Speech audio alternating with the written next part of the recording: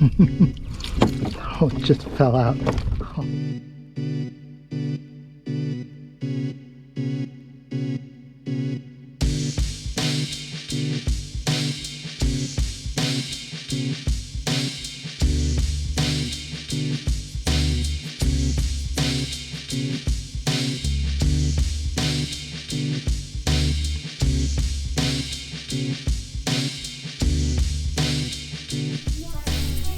Hey, it's Ted from Ted Lincoln's Fishing Life, here to do another recap of the bite of the day. I actually just finished trying to fish before this hurricane that's coming. It's a pretty slow day actually, but as I was about to pull the kayak out of the water, I was like, I should film that recap since I got my notes with me and I checked, and I have most of the baits with me and the rods with me, so we can do this thing. What are we at? We're doing bites number 292 to 308. Yet again, we're picking up from the spring because of several things, including the boat fire, and I actually had a hard drive problem where I couldn't store any more video, so there's kind of some blank spots in my usual schedule, and then I just had COVID, so lost 2 more weeks, but that's not in this recap. The fire and hard drive space was a part of why this is 292 to 308, and it was pretty much March through June. Usually I put out 2 a week, but I couldn't quite get that because of those 2 things. Where are we at? 292, a swim jig fish, and arguably not my fish, but you know how it is when you fish with your buddies. Why don't you watch this this bite of the day with me and my buddy Michael fishing.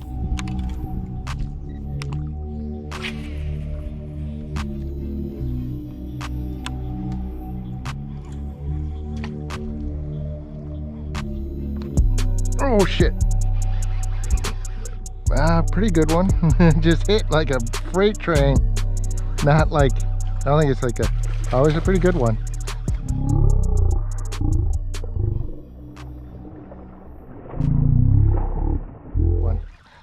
I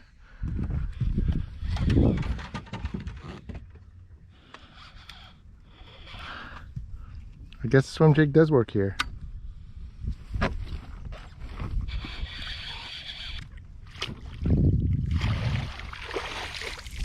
That's like a 6. Yep. Just because she's so skinny. Look at the gray color, dude. Yeah. What the fuck? She's been deep. Dang, that's so trippy.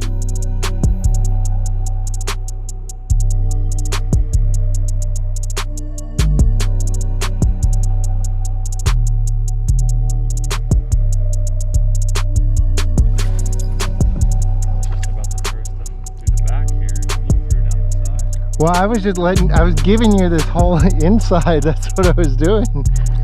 I was like, well, I know there's some, what you call it, coontail on the outside of this point.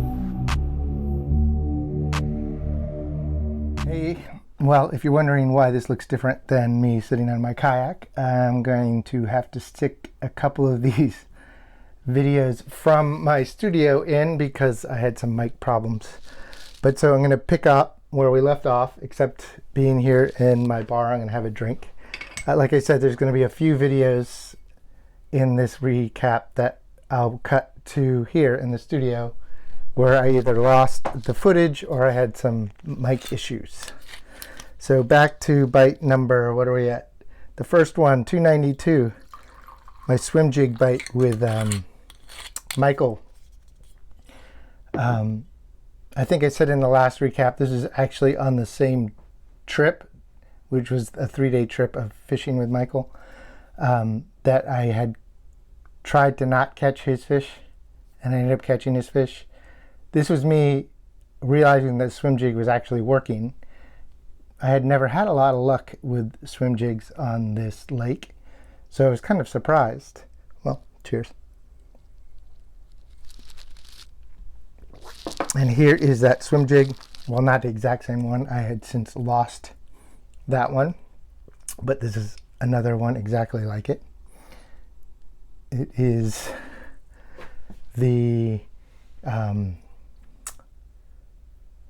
Greenfish gaff swim jig. I actually have one still in the package right here.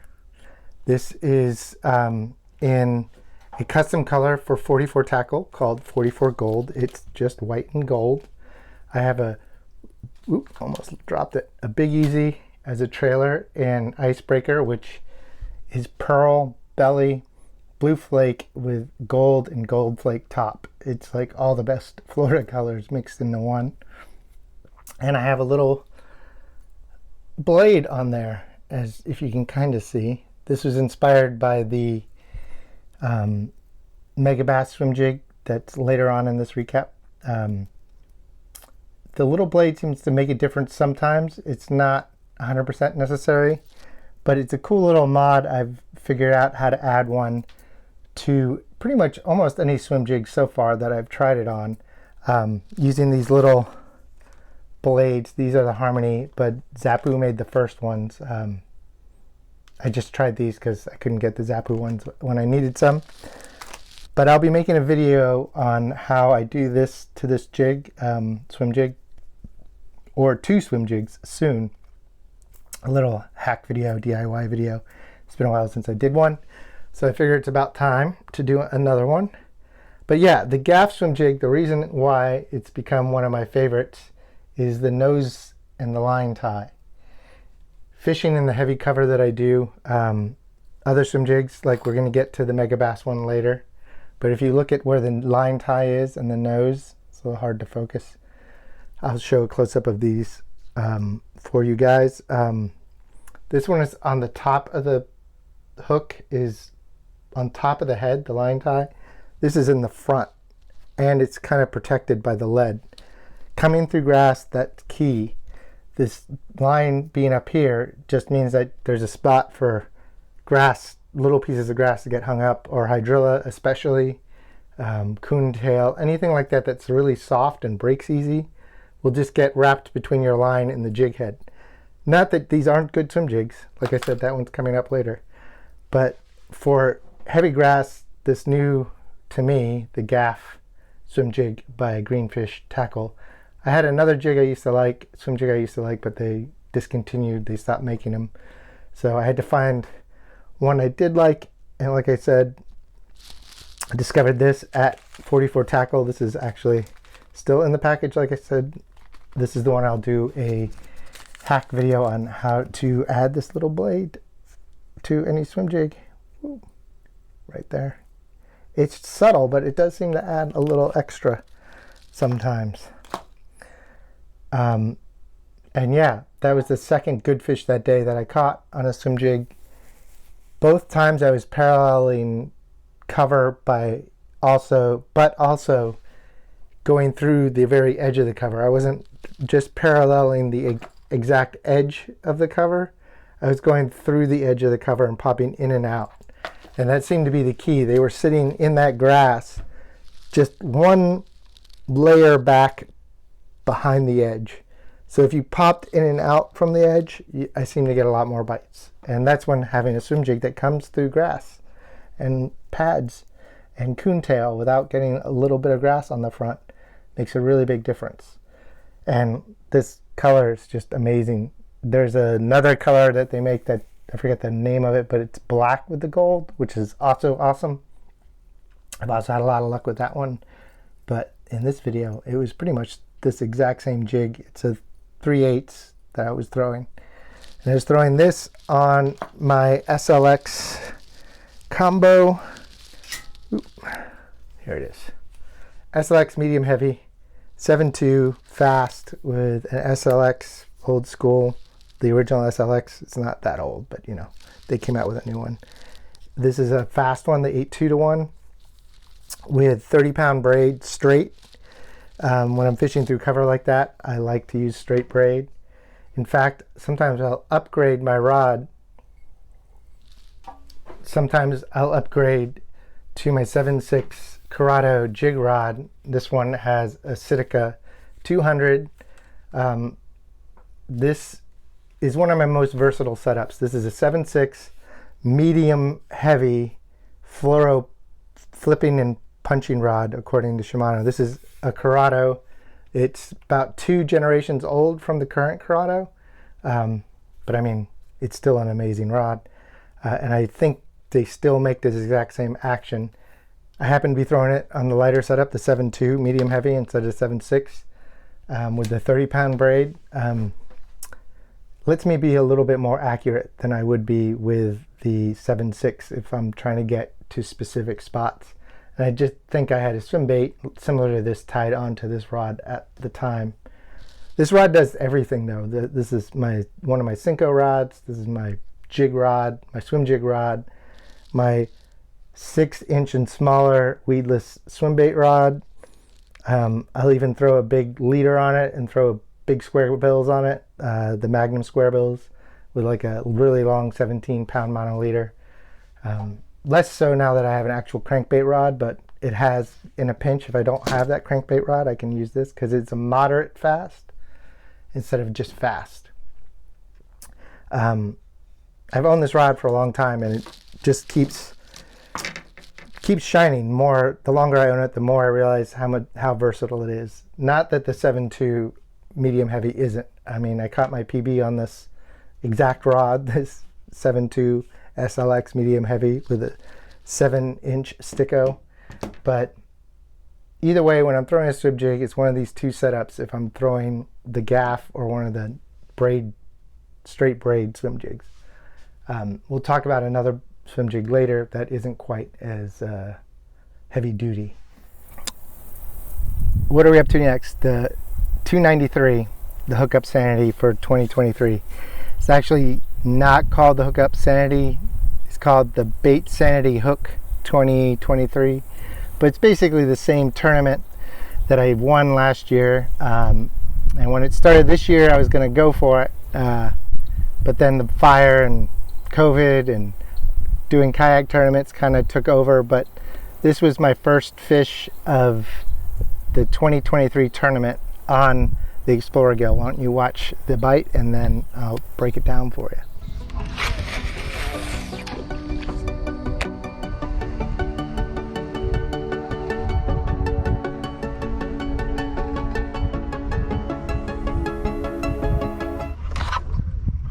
There we go. That's a good fish.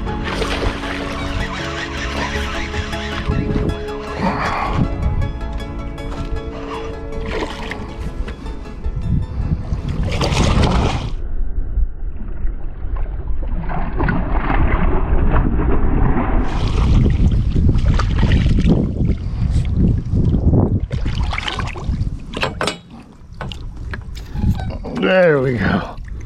Oh man, you're a little beat up, but geez.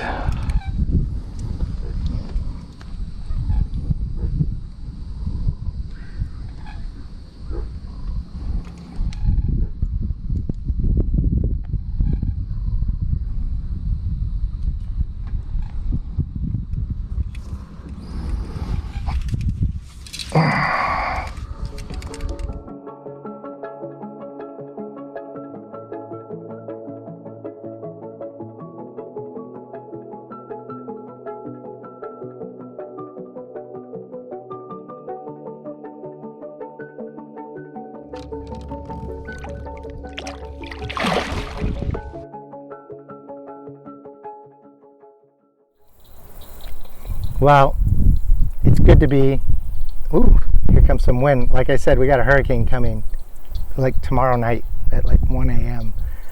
We'll see. I'm going to maybe try to sneak out in the morning. We'll see. But Explorer Gill, I got 2 of them. This is the sinking version. Where is it? Here's the floating version. Oop. And this is the one in the video, I believe, is the sinking version in that video. I should go check, but it's been a while. Either way, they're almost the same. This one just floats. This one is a slow sink. It's not a fast sink. I even add the weight strips that come with the bait to the bait. I actually have a whole breakdown of how I won the tournament last year, and not much has changed as far as my setup.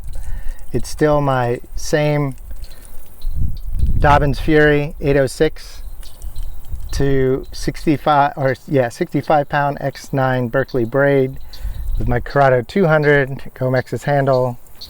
The only thing I've changed is that I've gone permanently to the Spro clips. I was still kind of back and forth with those, and I've switched leader material just recently. I might have been still using the big game in that video, but I've been using 25 pound Suffolk Advanced Mono. I don't like fluorocarbon leaders, but I do like having some kind of stretch in my as a leader in my leader to help with the treble hook baits. The moderate feel of the 806 Dobyns Fury helps a lot too. I think I say in the video last year, the breakdown, that when I got this rod I realized why everybody raved about it, and for just over $100 it really is hard to beat. I'm sure one day I'll upgrade to a much nicer rod, but you know, stuff's expensive, and as you can tell by my bite of the day recaps, I tend to explore a lot of different ways of catching these fish. Although I have to admit, on a glide it's pretty hard to beat.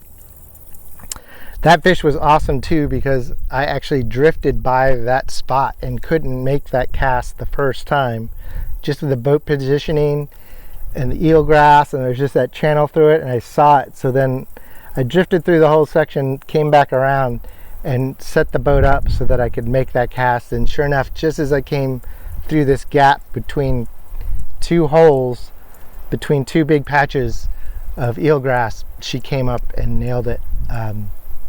Luckily the tournament doesn't go by weight. She was a little post-spawn skinny, but man, she was a nice one. And it was definitely a nice way to start off the 2020 Bait Sanity, or 2023 Bait Sanity hookup tournament.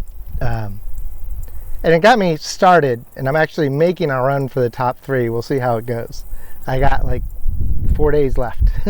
We'll see. Probably by the time this video comes out, I'll know whether I placed or not.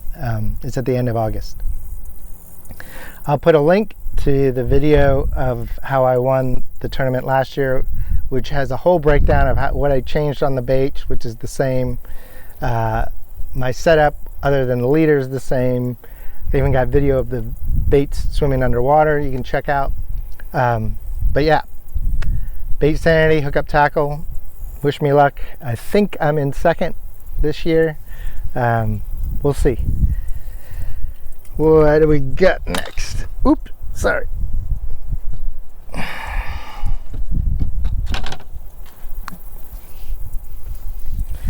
All right, what we got next is a BFS setup, or a BFS bite of the day.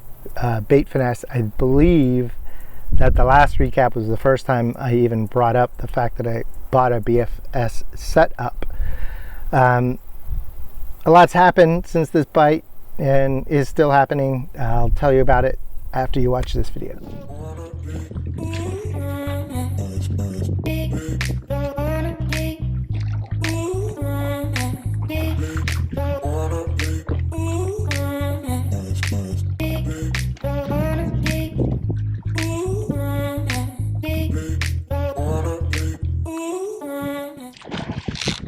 There we go. That's a good fish. I'm not going to get one on the gill. I got to get one on the bait finesse. I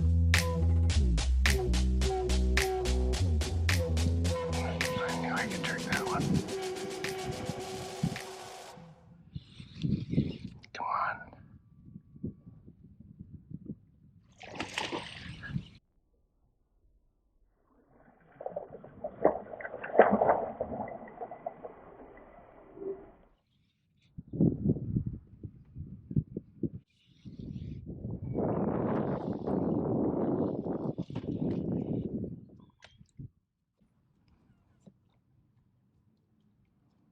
I'm so glad I put on a 10-pound leader.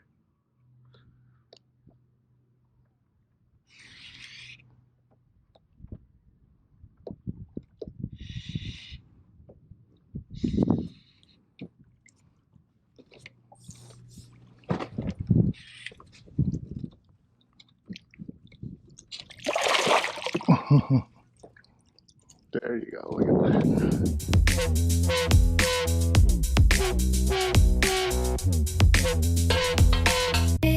5 pounder, 4.5.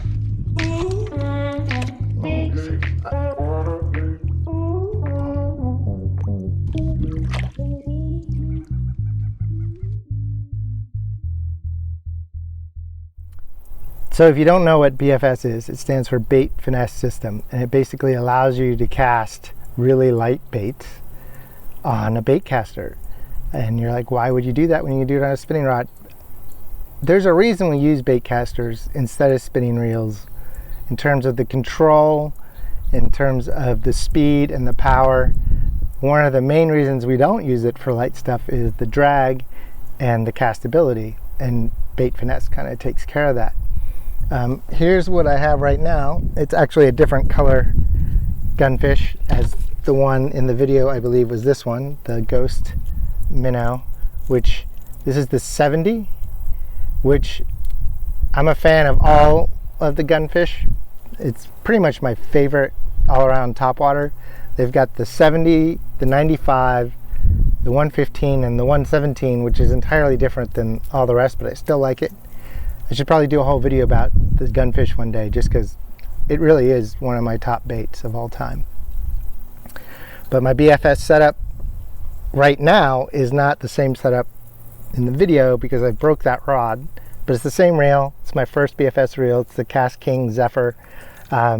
It's pretty good. I like it for what it is. I'm definitely going to upgrade, but I'm going to keep it. It's definitely a rabbit hole that I've started to go down, and it's a lot of fun.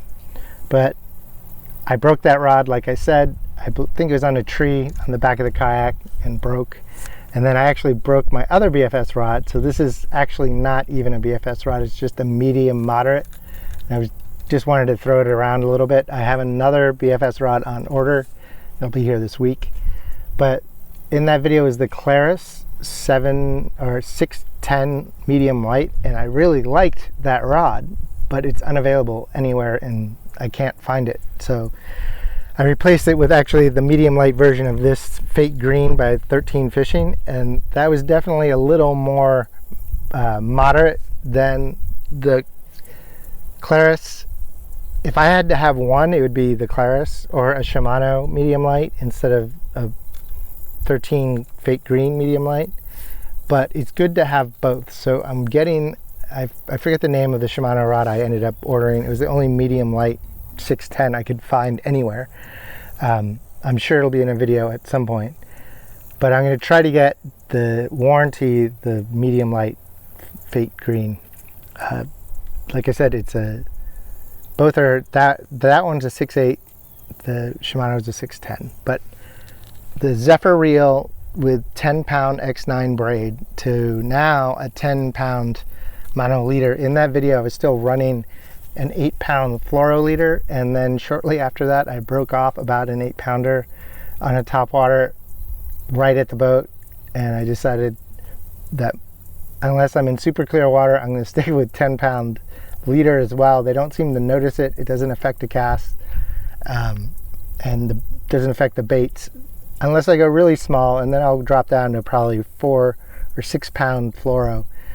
But 10-pound Suffix Siege or Sledge, I forget what it's exactly called. I found a big roll at Ollie's, and it's a really nice mono, and so that's what I've been using for a leader on my BFS. And I just like the X9 braid for the money. It's smooth. I like a smooth braid. I don't like the noise in the guides that a rough braid makes. And I love all the gunfish. Like I said, this is a small one, the 70. Where did I put the one I was just holding? Right here. Ghost Minnow or black. I think I bought like 10 of these at Fisherman's Warehouse in Sacramento when they were in the sales bin and I was visiting Justin. So I have a bunch of colors and a bunch of them, and now I finally have a casting rod and reel that I can throw it on. I don't have to bring my spinning rod to throw them. BFS, it is fun, and it's definitely helped also in my kayak tournament fishing, which we are not getting to yet in this Bite of the Day video recap, but in the next one. As you can see, I have a kayak too. We'll talk about that too also in the next video. All right, $2.95. It's another Bait Sanity hookup video. I guess I could say something about the actual bait, but why don't you watch the video and I'll tell you about it.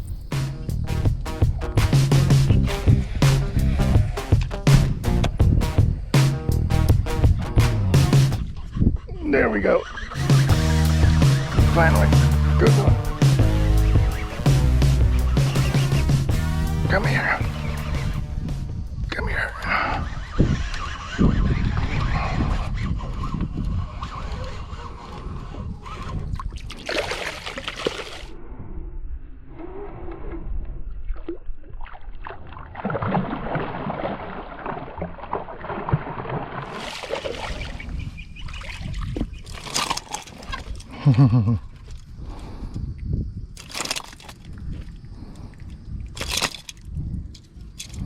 There we go.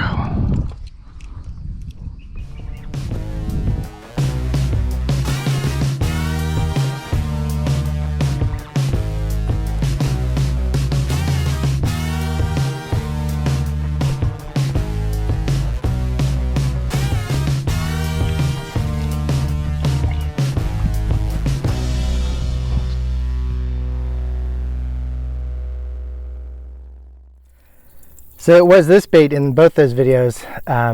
It's quite beat up now because I've caught a lot of fish this month actually. But I custom painted the bunker into a spotted sunfish pattern. I'll show you a picture of it. I'll put it somewhere over here before it got all beat up. Because one of the spots I like to fish, Rainbow River, and actually all the Withlacoochee River fisheries, including Lake Panasoffkee, where this fish was caught, have a lot of spotted sunfish, and I have never seen a bait that mimicked that.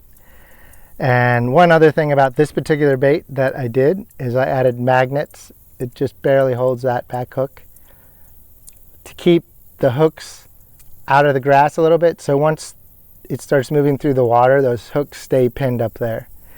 And I'd say that it might have cut my hookup ratio down a tiny bit, but it saves me from getting caught in grass at all. If you know anything about hard glide baits, as soon as you get one blade of grass on it, it stops gliding, it stops swimming. It's like literally the worst bait as far as action and weeds. But so just keeping the hooks up a little as an option. I don't do this on the sinking one. It was just also an experiment to try to see if the magnets and everything would work, and it does. See, and then you shake it, it comes down.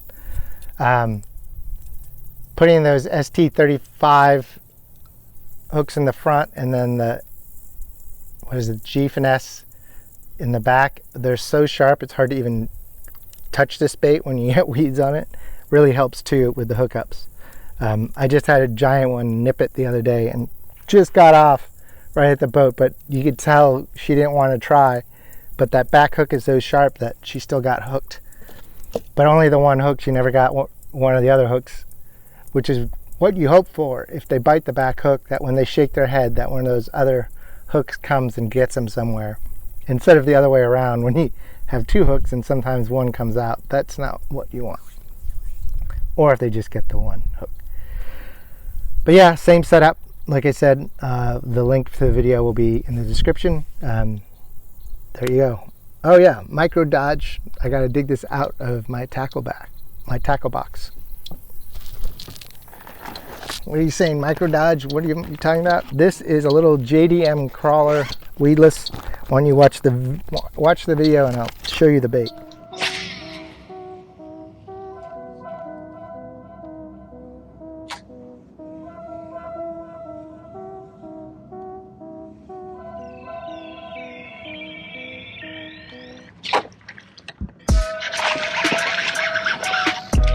There we go.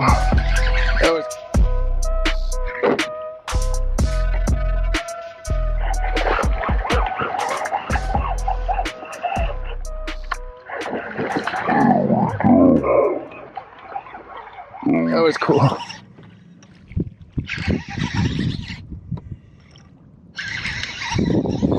When you can't throw Explorer gill, Wow.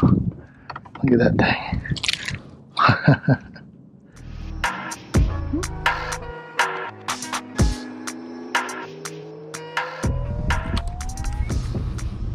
Little 3-pounder.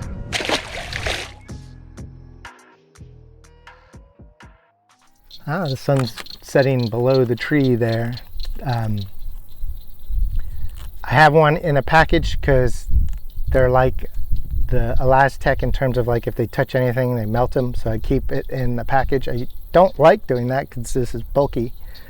I haven't rigged this one up yet. The one in that video is a shad color and this is a bluegill, and look, it's just a crawler, and you put a 4/0 EWG hook. I think I was using a jungle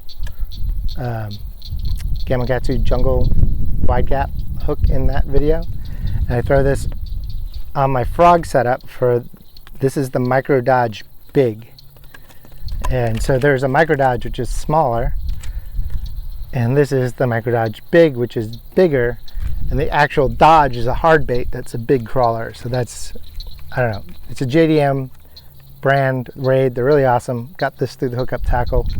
I throw that on my frog setup. Where'd it go? Here we go. It's been the same for a little while. It's the Shimano Claris 7.2 extra heavy fast Shimano SLX XT 50 pound X9 braid. I got the Jackal on there right now, the Kiara frog, but I was throwing that Micro Dodge on there. You rig it, Texas rig, so it's weedless, and man, it is so much fun. It was actually one of the reasons I think I started to slip on the Bait Sanity tournament. I was just having so much fun throwing this thing around that it was hard to pick up the glide bait, and they were in the heavy cover. It doesn't work so well on windy days like today, so that's why I don't have it rigged up. But like I said, it's a different kind of plastic, and it's not the same thing as Elastec, but it's like Elastec in terms of it melting other baits, and it lasts forever. I still have the original one in that video. I've probably caught 20 more fish on it, and it still holds up fine. Some of the paint and the eyes come off, but it still swims straight. You can actually take the wing out and make it a walking bait. It's not that great of a walking bait, so I always just leave the wings in, but it's just cool to have options. But yeah, they actually said to use a Ryugi 4/0 hook. The Gamakatsu is what I had, and it worked fine. But yeah, frog setup, Micro Dodge Big from Raid Japan. Awesome. All right, what are we at now? We're at 297.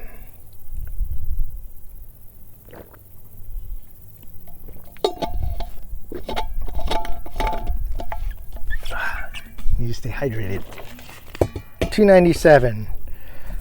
Post thunderstorm frogging. Why don't you watch the video and I'll tell you about the crazy adventure and how I caught that fish.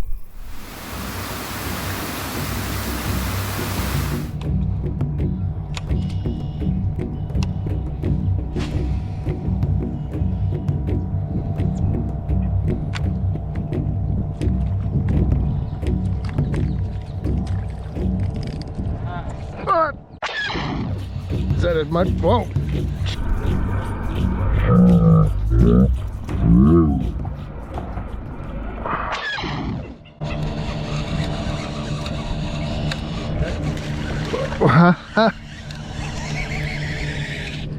I did not expect a big fish like that back there.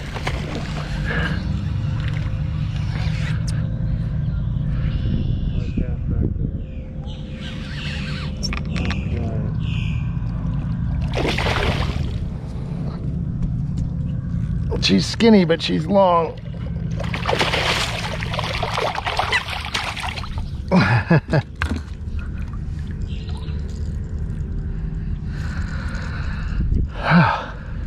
Seven-ish, just because she's so skinny. She should be 8. No.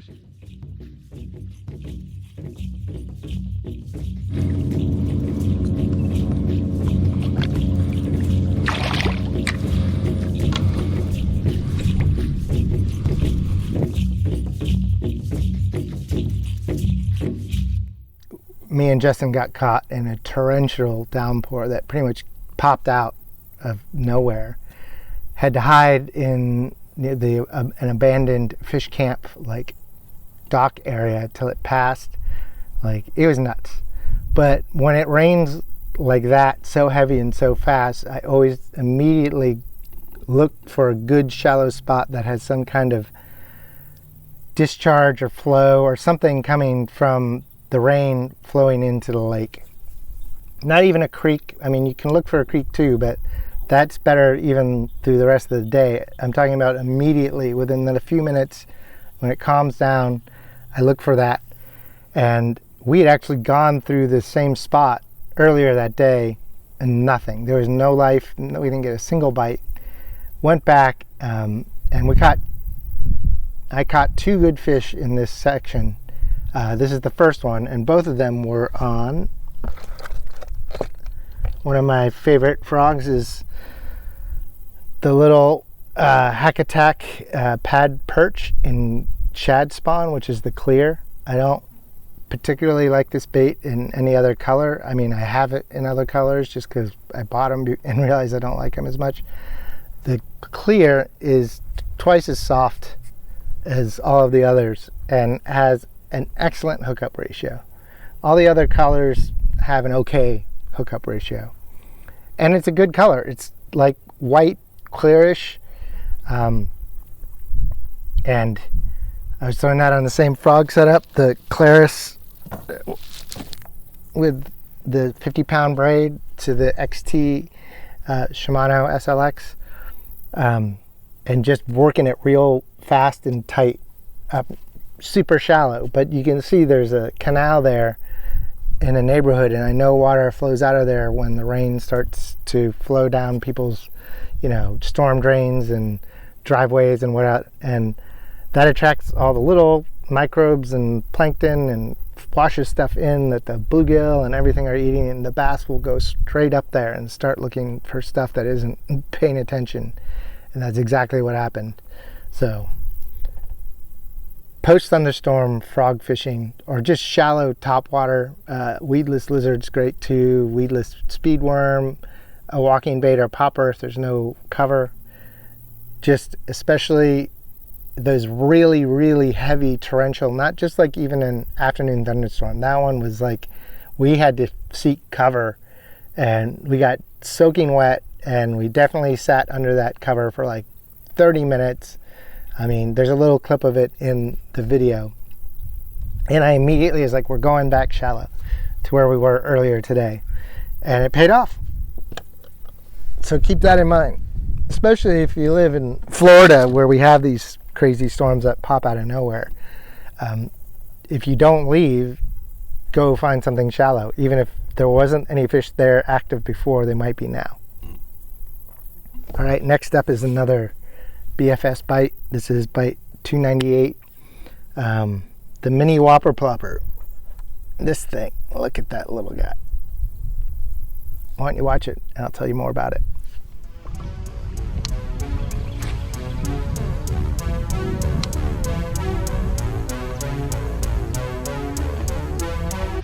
There we go.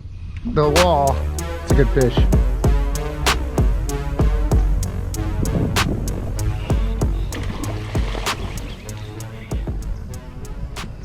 Come on. Ooh. Come on. Come on, BFS stuff. Hang on there. Dead? Huh? Dead? No, it's all right. Net rig? Oh no, this is the little whopper plopper.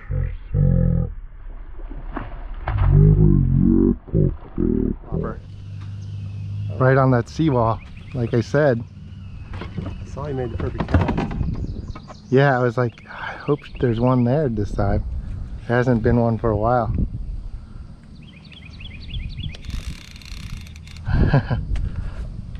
She's like, you got on the off the deck too fast. I'm not ready. This is a good fish.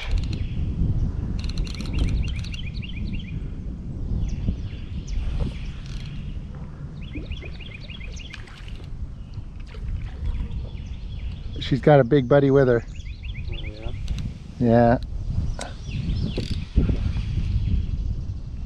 Going like, what are you doing, buddy?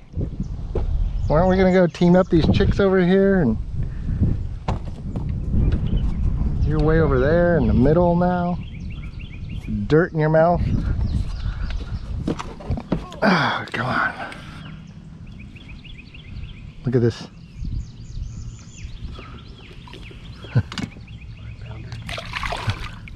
Think she wanted it? Wow.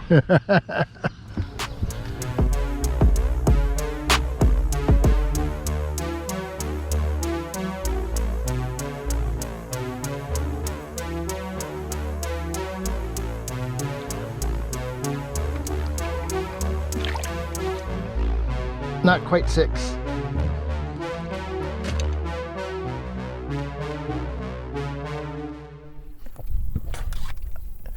Cutting the old line off.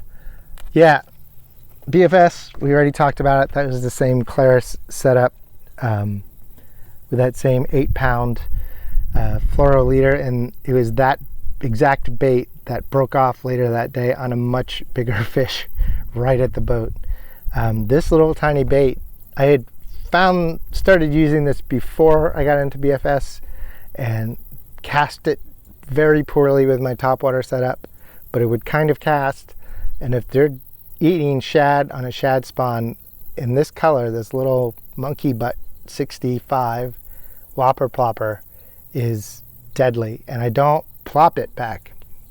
I twitch it like you would an old torpedo or a devil's horse and then stop it. I mean, I will use it as a whopper plopper and reel it straight, but I'm saying when they're on that shad spawn bite, or if I'm around a lot of submerged cover where I'm over holes, like I really want to work it and stop it, it's deadly. Switch the bait, switch the treble hooks out to some G finesse, so they're sticky sharp. It's just an awesome little bait. I mean, the whopper plopper is awesome too, but having the BFS really makes this even more fun for me. So check it out. Whopper plopper 65 BFS setup. It's hard to go wrong. Well, this was the other frog bite.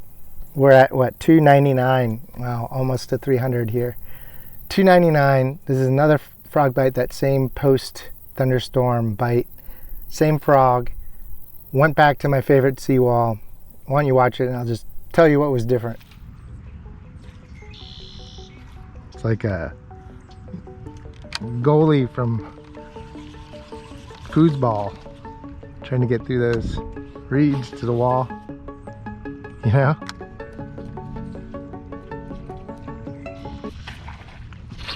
Got it.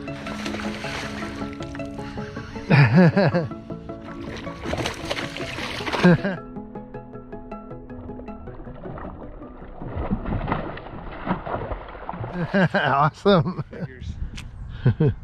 I didn't make it through though. I didn't have to, I guess.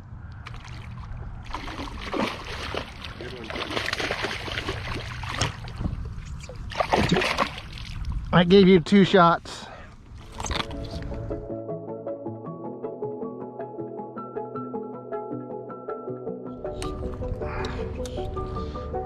That's a chunky one. Healthy. Can I do another jump? Nope.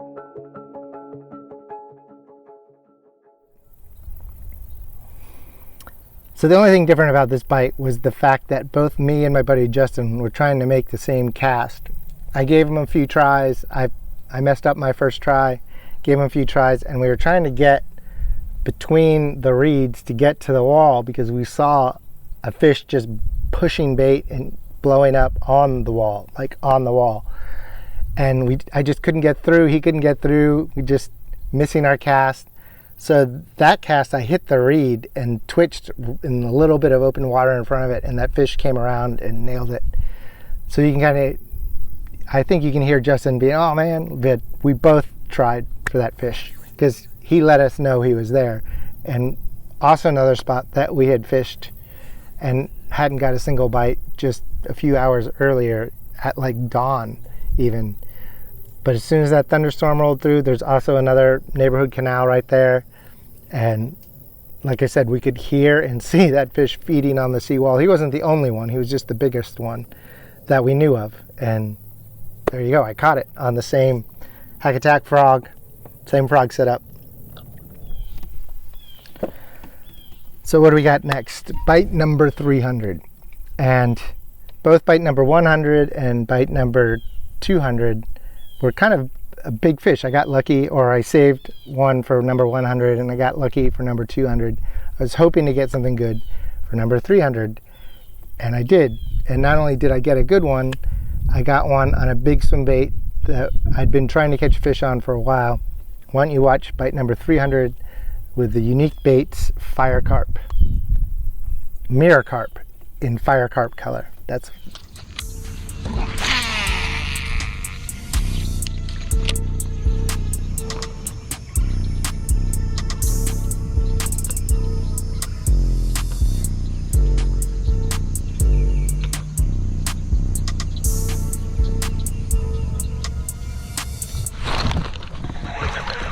there we go.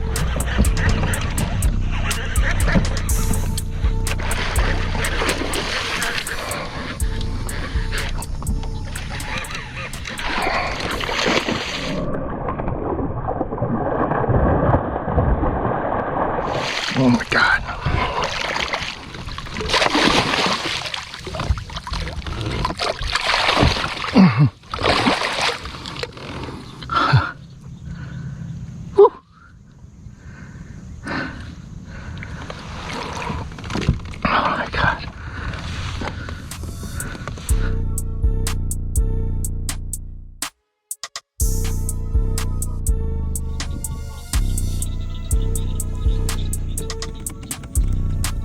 Fish, 25 and a half.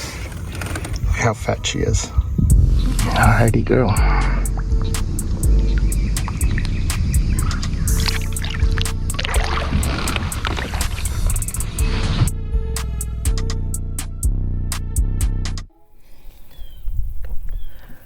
So here's the bait, or one of the baits. Two came in a pack. I don't know if it's the exact one. I think the exact one is actually the one on my stump of fame, which if you saw Retro Bassin's video yesterday, you know what that is. But here it is, same color. It's a 10-aught owner beast in there. I do this little thing with a piece of heavy mono to hold the hook. I think it was Tim Little of Tactical Bassin did it with a with a toothpick on a trash fish, and I just happen to have this like crazy super thick mono that I do it with instead of a toothpick so it doesn't break. I guess I can show you how I do it if you would like. At the end of this I'll show you a little video of rigging a different bait because this one's about to fall apart. I have to retire this one. But yeah, this is the mirror carp in the fire carp color from Yunique Baits. Look them up on Instagram if you want to find their bait. And that was on this mega setup. This is my heaviest swim bait setup for these big weedless baits, because you got to get that hook through the bait. This is the trash fish, also the 10-aught beast. So this is the the Defy 8-foot extra heavy swim bait rod with my Calcutta 250 80-pound braid, big Gomex's handle, 30-pound big game mono leader. And this is what I caught that fish on. Just a couple days before number 300 was coming around. It was just awesome. And it's always hard to keep fishing these big baits, but it's also hard to give up when you know the potential. And when you catch a fish like that, when I wanted to get a fish for you guys for this video, it just keeps you going. And I think I got one better yet in this recap, but I was through that along the edge of the pads there, and there's a little point of pads, and I was letting it sink all the way down on the bottom because they didn't seem to want anything on top that day. I had tried a frog, and it's in the same spot I had caught some nice frogfish recently at the time.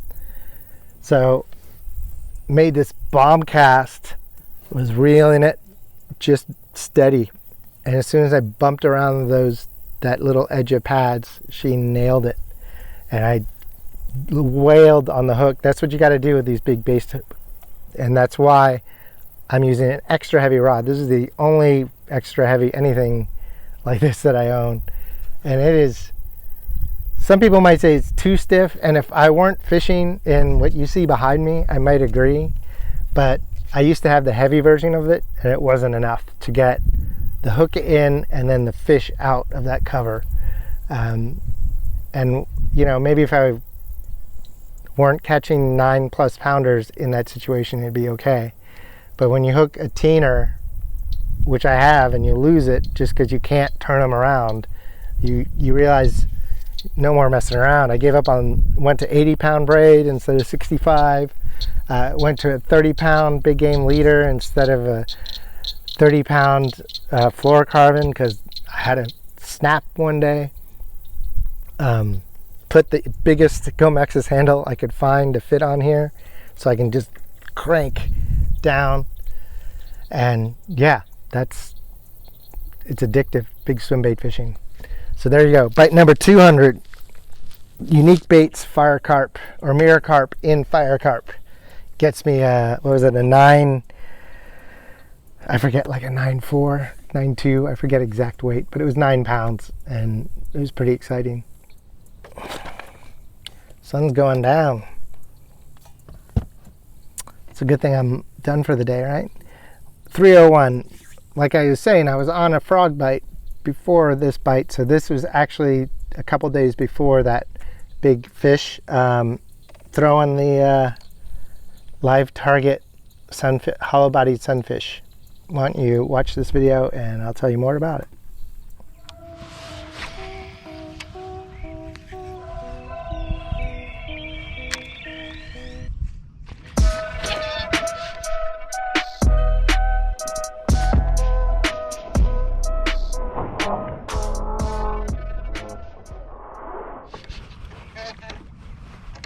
Another one.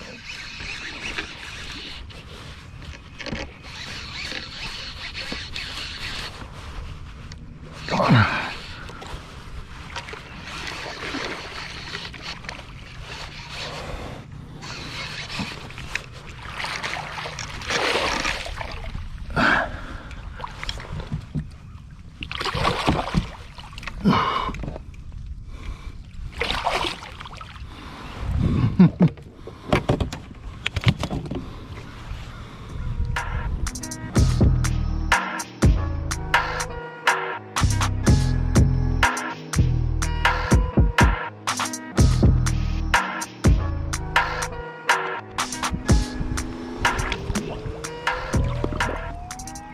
(9.4) and a 7.6 back to back.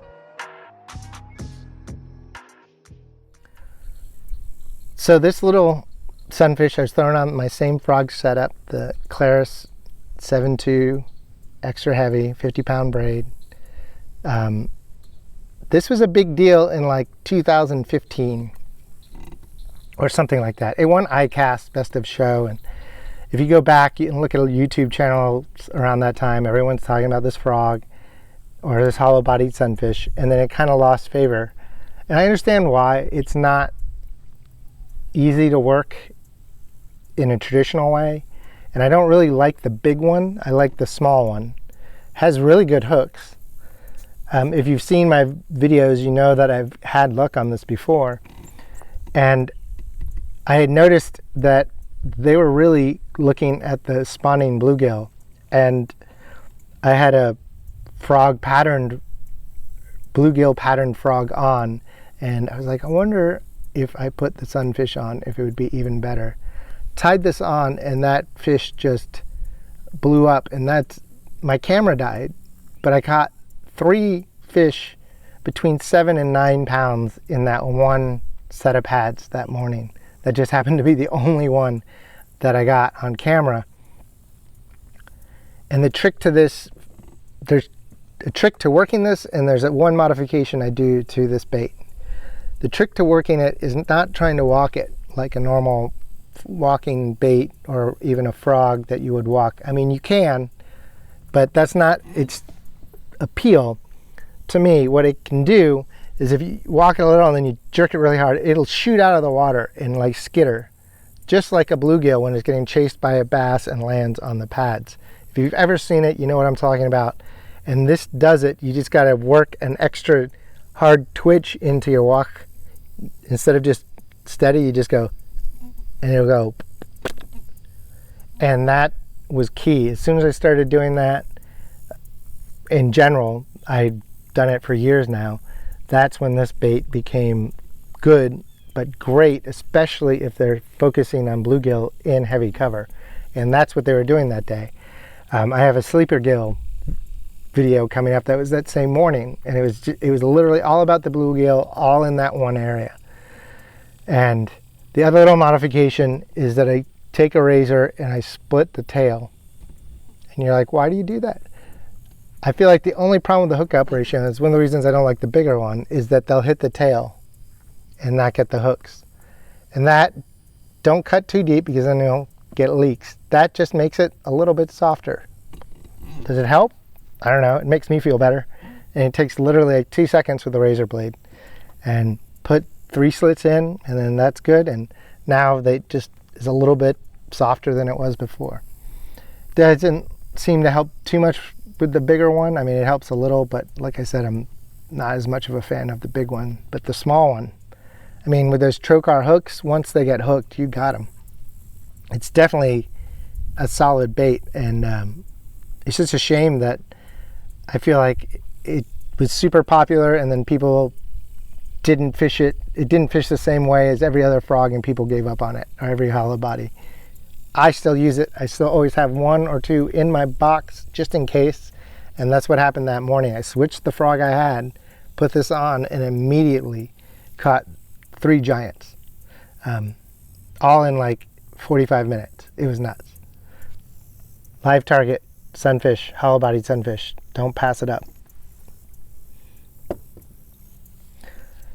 All right, so that was number 301. We're at 302, and like I was saying in that video, last one, it was all about the bluegill. So next up is the sleepergill. Why don't you watch the video, and I'll tell you more about it.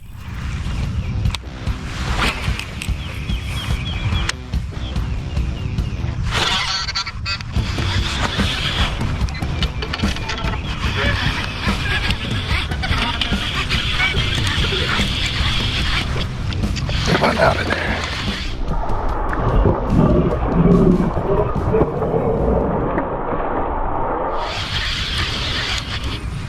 There we go, that's a good fish.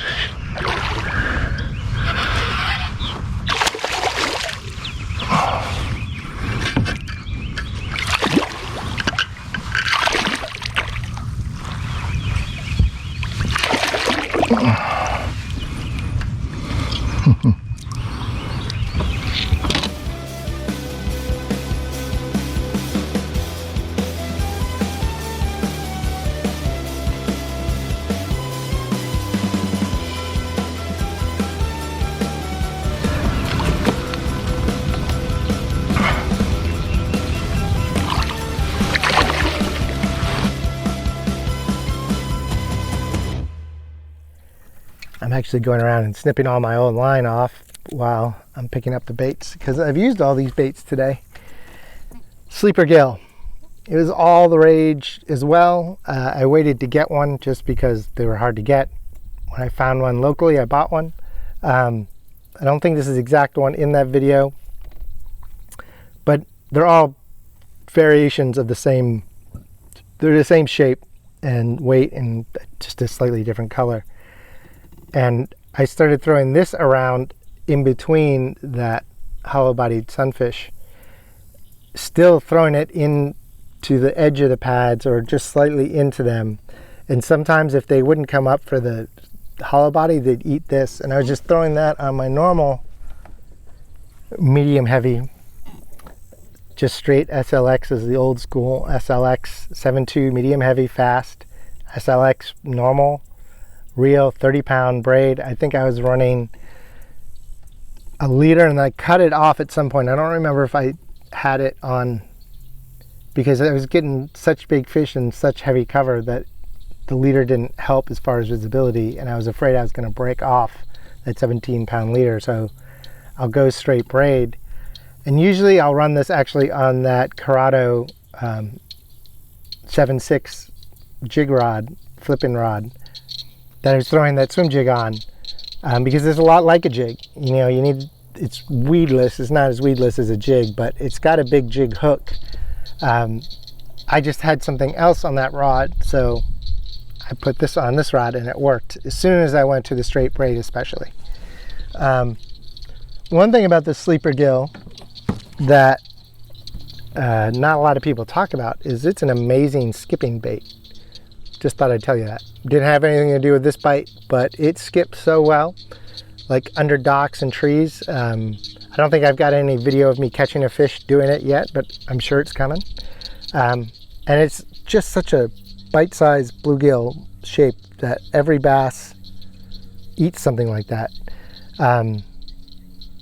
The only problem with this is it's not really weedless, and where the line tie is, like I was talking about with the swim jig, it literally catches every piece of grass on its nose. So if there's any loose grass or hydrilla, you cannot fish this. It's more like pads, edge of cover.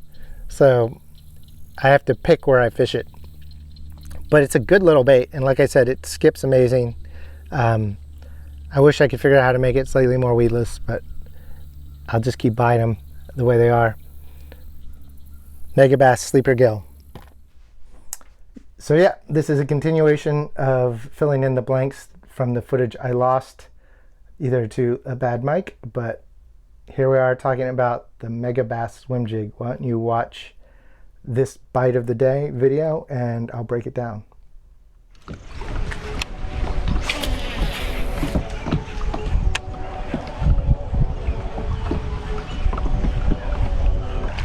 There we go.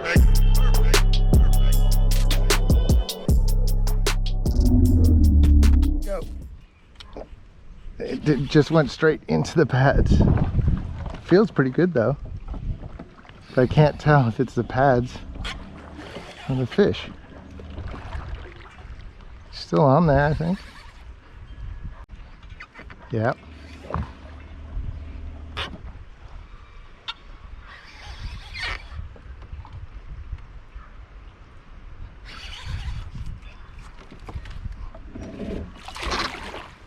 Pretty good if I can get to it.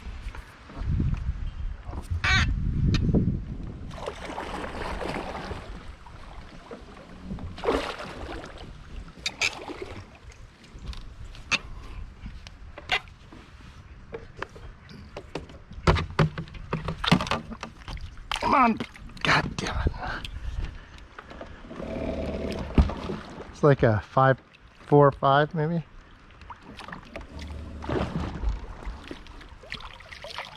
Totally wrapped around these pads though, in multiple directions. Hey, on the board.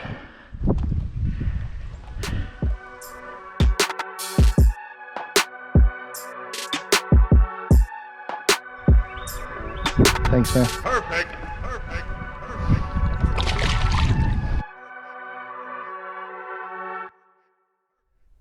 So yeah, the Megabass swim jig. I told you we were going to be coming back to this. Here it is. I forget the exact name of it, but it's a great swim jig. It's in gold. It's actually, I owned this one first and then ended up finding the gaff, which are both gold and shiner imitations. I have the same color, but this is an easy swimmer, not a big easy, because this is a little lighter swim jig in terms of its construction. It's got a lighter hook. It has a much lighter weed guard. This one is actually falling apart on me. I need to try to figure out how to fix that. But these swim jigs from Megabass come with a little arm and a blade. And I'm a big fan of the weedless underspin. and underspins in general. I had never really, I don't know, tried basically fishing this swim jig with the blade on it. And I was actually a big fan of it, but it broke off. It's on this little wire, and I guess it's pretty common that it break off. And this one actually has a Zappu blade on it, which, like I said, I'm going to do a whole breakdown video, like how to DIY to put one of these blades on your swim jig. But I basically came up with I had to come up with a way to put another blade on here, and it worked. And it did make a difference in some of the places I fished, because I've gone back or been fishing with somebody that had a swim jig that didn't have a blade, and I definitely got more bites, but the spinnerbait sometimes is a little too much blade. I don't know. And also having it on a weedless swim jig, you can throw it in a lot of places.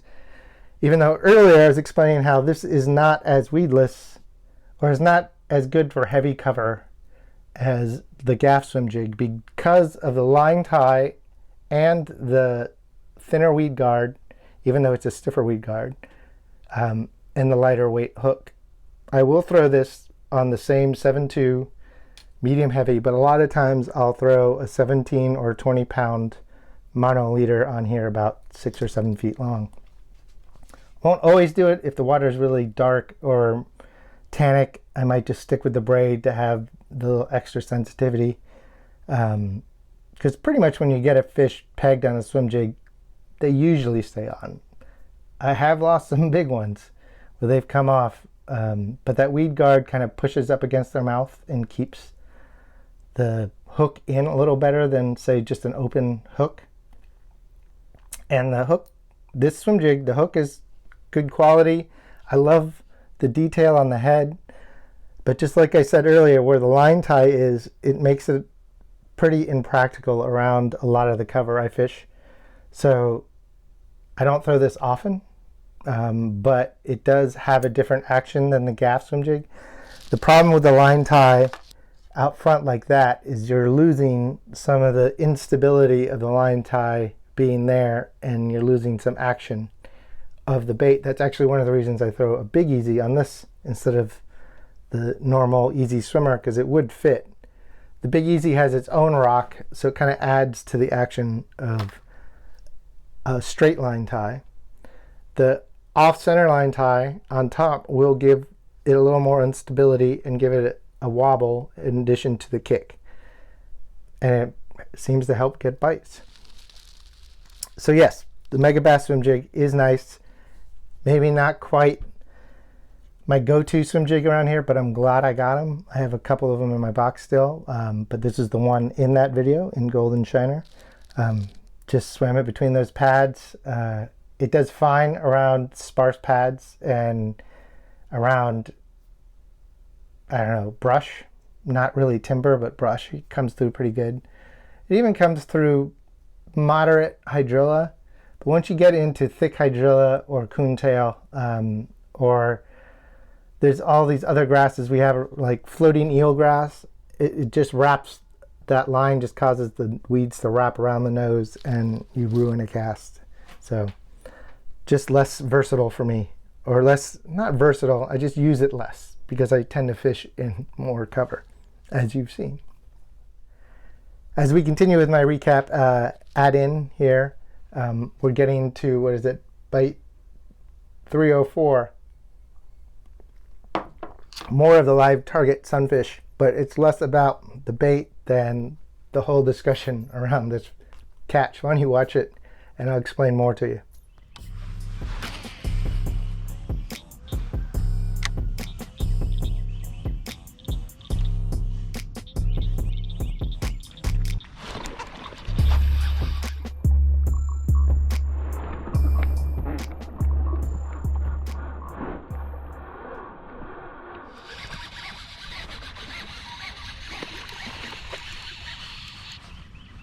There we go.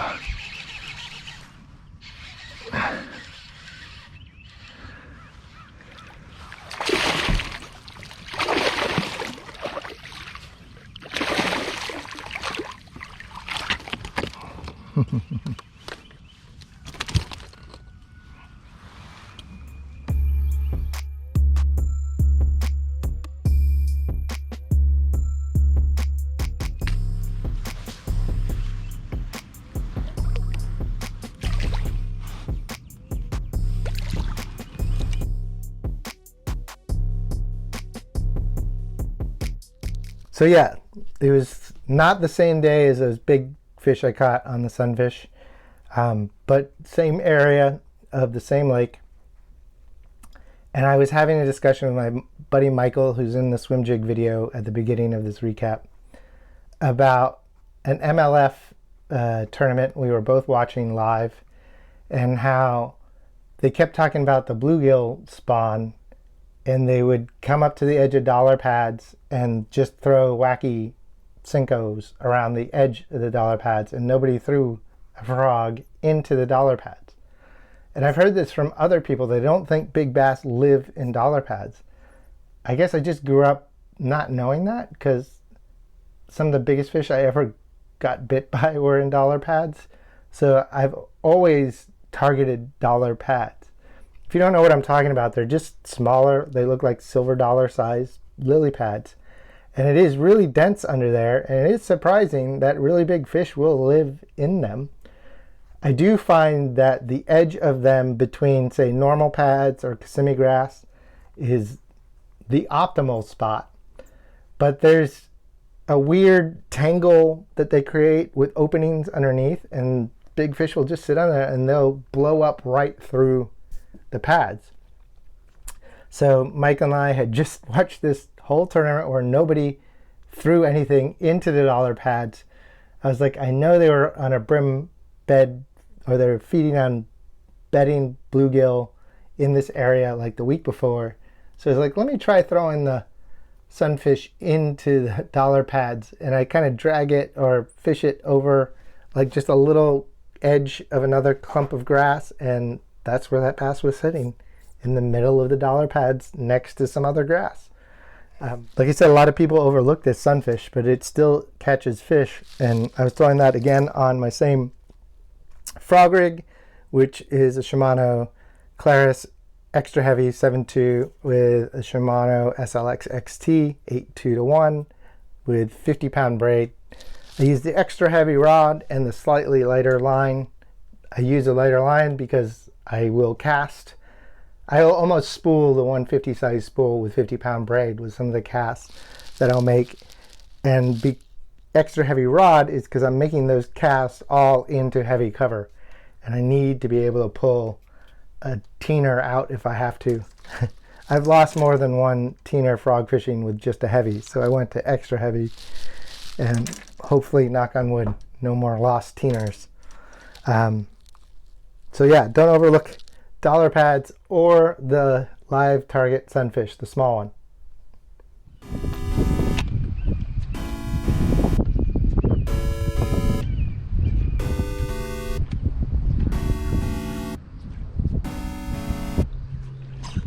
There we go.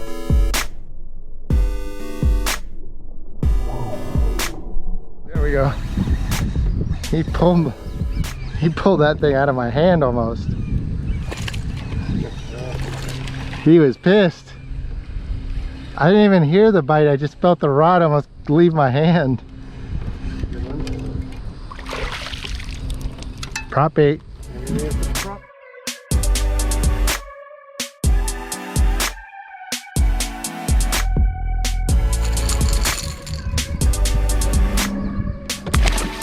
Nice chunk.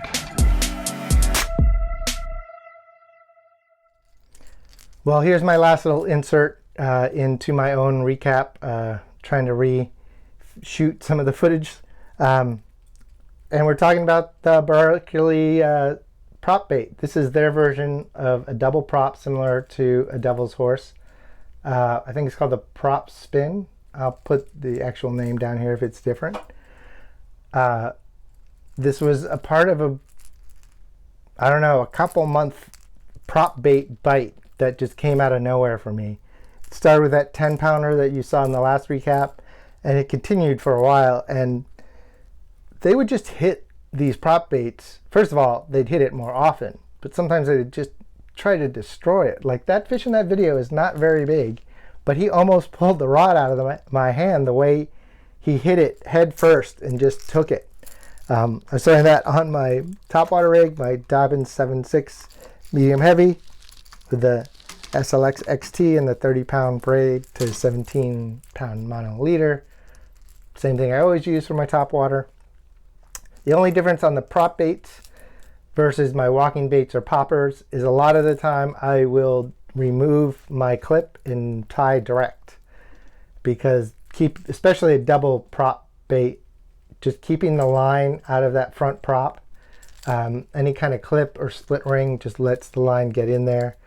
I mean, sometimes I'll leave the clip on if I'm just testing it to see if that should be what I'm throwing. But if I'm going to throw a prop bait, I just get rid of the clip. If you don't know, I always use a clip instead of a split ring on all of my top waters. I use the Owner Hyperwire welded clip. It's an actual clip that opens and closes.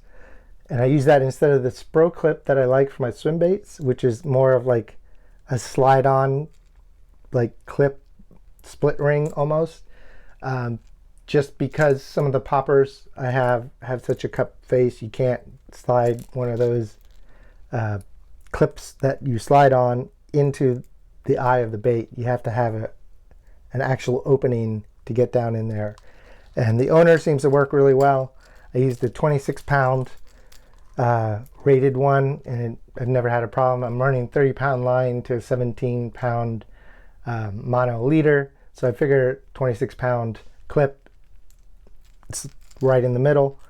Will occasionally have to change my clips. They only open and close so many times. Remember that. Check them. They'll start to deform a little sometimes when you try to close them. Or sometimes you'll get a fish and it'll mangle everything and it'll get all bent up, especially mudfish. So I always keep a few extras. I'm not afraid to change them if I need to. But I also don't use them on a prop bait. And sometimes switching to a prop bait is the difference between getting a bite and not getting a bite. You can be throwing a popper and nothing. Put on a prop bait and boom. It's not an everyday thing, but it's definitely a Florida thing. And this Berkeley version definitely worked for me this spring or early summer. It's in my box all the time. It does have plastic blades and they do end up breaking. It's the only bummer. Devil's Horse doesn't. But these blades turn easier than Devil's Horse, like less motion needed. So like a small twitch, I get more of a little churn than I do with a metal blade. So in my prop bait box, I both have metal and plastic bladed prop baits.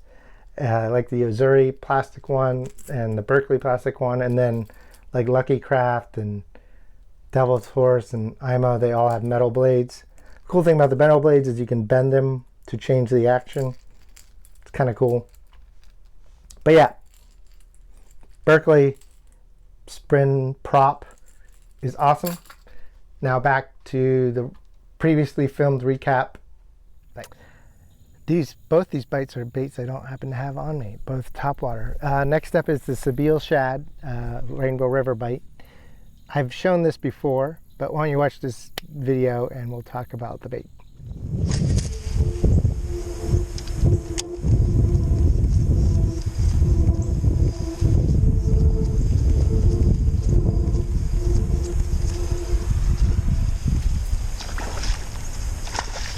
There we go.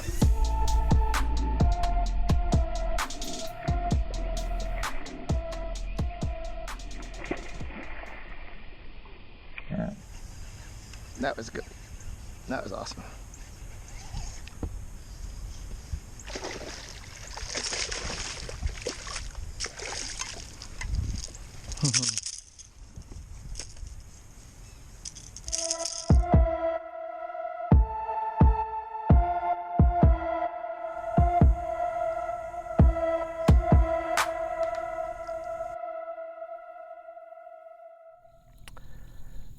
So as far as I know, this bait is discontinued and I can't find another floating version. But it seems like Savage Gear and somebody else, Berkeley, are making a similar bait. I haven't bought one or either one of them yet to see if it'll do the same thing. It's an amazing bait. It's kind of a mix of a topwater jerk bait kind of thing, subsurface. It's really erratic and it will convert some fish that I've given up on normal topwater because it does not, it looks like a shad and it's moving in such an erratic way that it doesn't really match any other walking bait or popper or anything else. I was throwing that on my normal topwater setup, the Dobyns. We haven't looked at it this time, so let me bust it out. It is a Dobyns Fury, 6.6 medium heavy. I've said this before, this is fast action. This is not their topwater rod as far as a recommendation. It's their worm Cinco rod, Texas rig. But for me, it's a perfect topwater rod. Dobyns rods tend to be a little more moderate in general. I like the 6.6 because I like to make accurate casts, and I can still bomb with this SLX XT, the 8.2-to-1, 30-pound X9 braid to 17-pound Suffix Advanced Mono leader with a owner clip. This is a different bait. This is a Dualis little walker.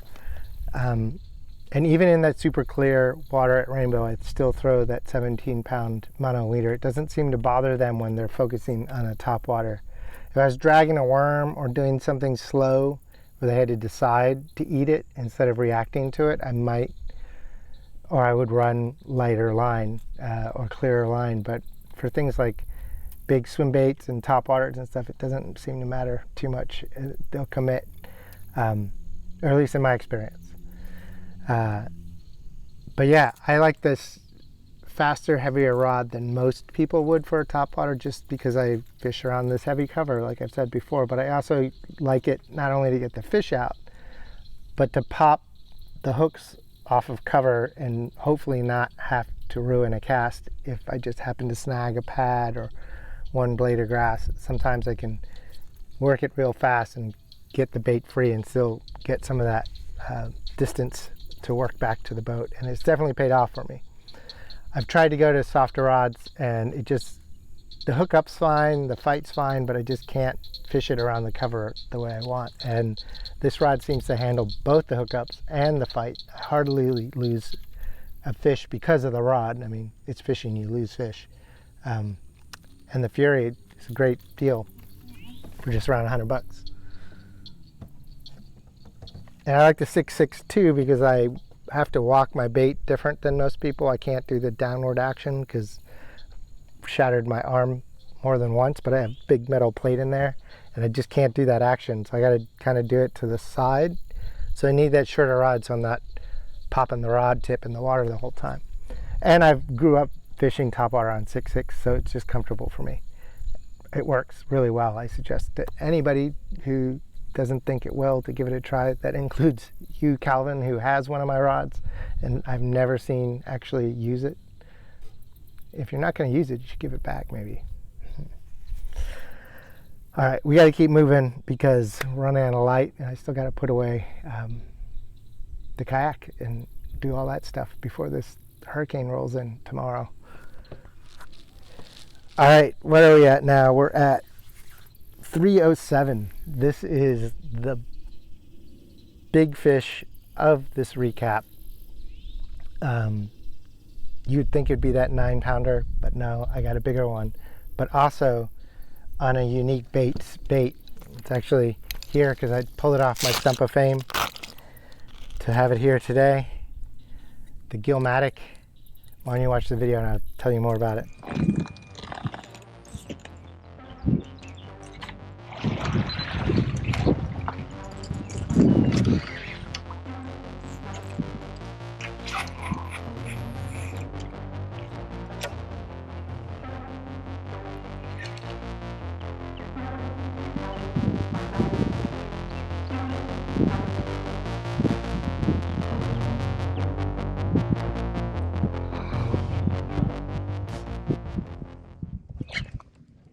There we go. That didn't take very long. That's a good fish. Come on, stay on there.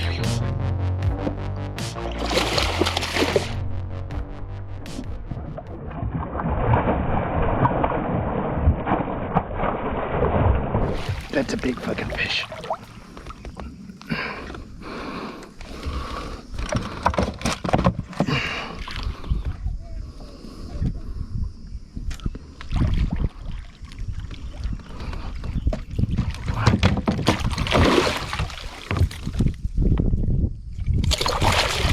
Oh,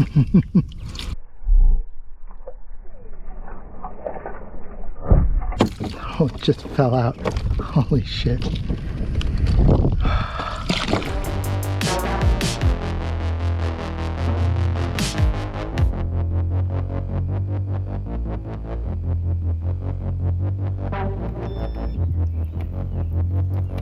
There we go. 10, 14. 26 inches on the new pivots.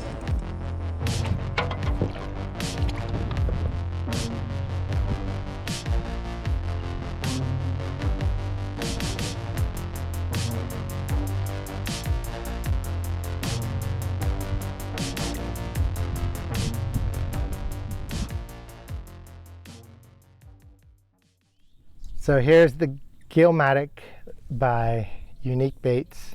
It's a crank down bluegill swimbait. This one's painted in a Mayan cichlid color. I upgraded the hooks to the ST35s, which if you see that video, the hook literally falls out right as I'm landing her. I was throwing that on this setup, which is my bullshad, Dobyns bullshad collab rod. I got the tactical wake on there right now. Been trying to catch something on that. But this is like a couple steps up in action from the 806. This is what is an 836 SB. So it's an 8.3 6-power swimbait rod. And it works for some of those big open water or weedless hooks, but it really works on these bigger baits. And this bait, even though it's not big, it has that bill, and it pulled really hard. I tried throwing it on the 806, and it was just, I didn't feel comfortable that I'd be able to like fight it all day, and it just fit really well on this setup. Got a Corrado 300 Gomexus big handle, 80-pound braid to 30-pound big game, Spro clip. And this was literally the first day I fished this bait, and maybe the third or fourth cast I made with it, and that fish ate it, and I mean, destroyed it. I caught a couple other fish that day, but nothing over 5 pounds. But that one was just under 11, 10 pounds, 14 ounces. Makes the third 10-pounder I've caught in 2023. It's been a good year for 10-pounders for me. And then also the second giant fish on a Yunique Baits bait in a month. It was first, and they're both in similar colors. First the fire carp, and then the gillmadtic. He actually sent me this as kind of a congratulations for catching something on this. To find these baits, you have to follow him on Instagram, and when he drops the baits, you have to go to his site and get them because he only makes so many, and they sell out pretty fast. It's kind of sad to retire, but I mean, a 10-pounder, this definitely goes on my stump of fame. Like I said, I pulled it off just to bring it here today so I could show you guys. And that swimbait setup is coming in really handy. I throw the Depths 250 on it. If I got one of the big bull glides, I will throw it on there too. I haven't picked one up yet. Like I said, I've been trying out the tactical wake. The big G-Rat, the Papa Pete I throw on this, and also I got a couple baits sitting here on. All the baits that I've used today. I also throw the Bait Sanity, the tug on the same rod. It's just nice to have one slightly bigger setup than the 806. I can throw all of this stuff on the 806, but this bullshad rod is just a little bit more. And like I said, I'm fishing around a lot of cover a lot of the time, and I'm around a lot of big fish, like that pretty much 11-pounder. But I'm psyched.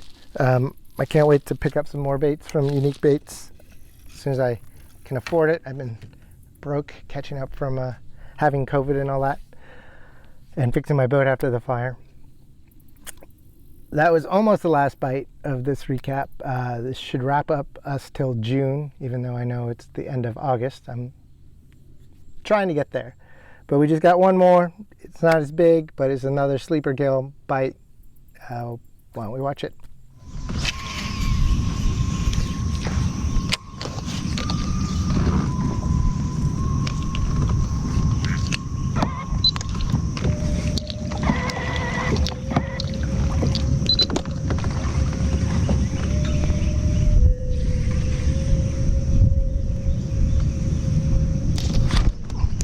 That didn't take very long.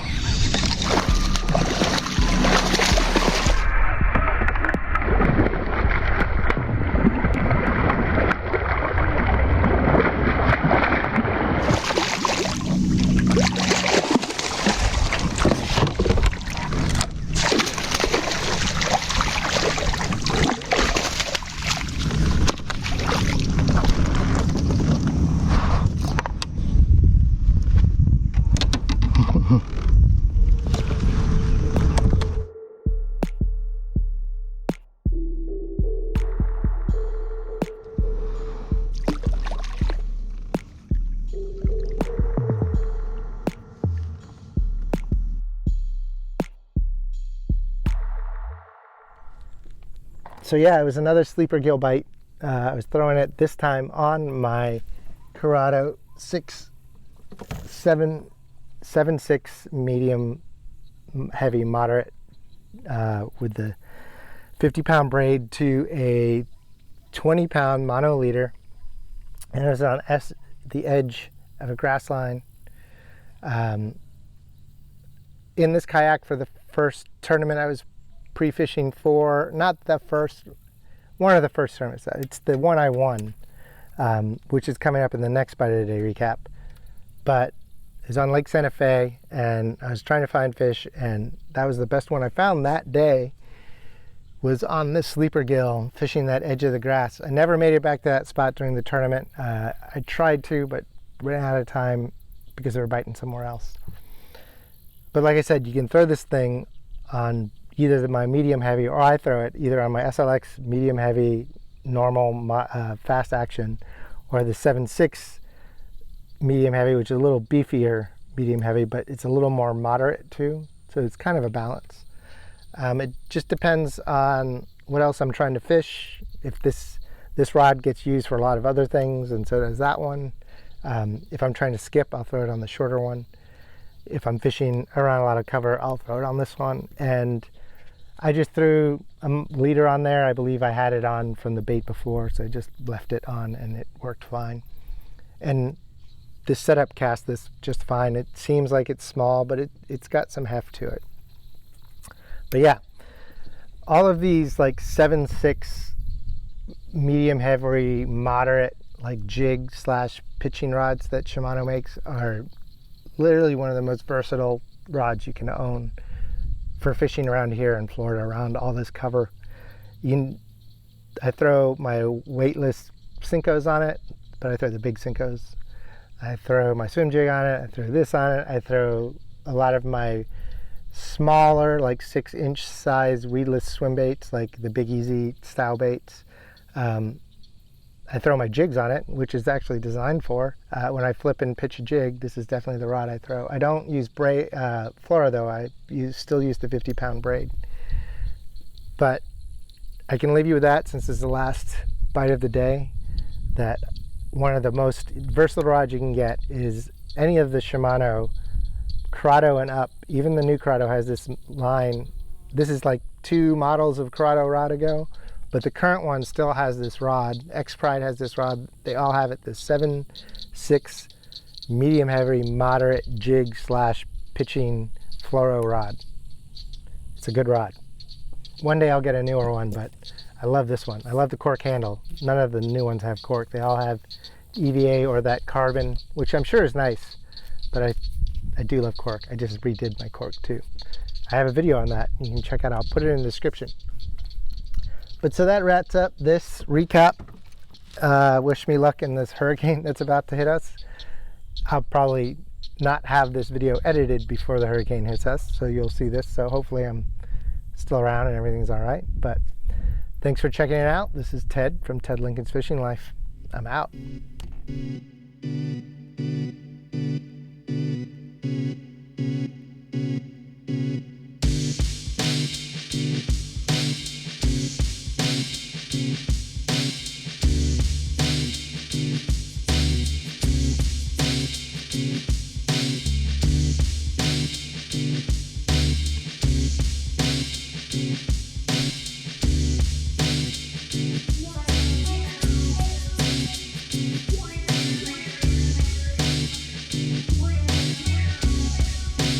Bye.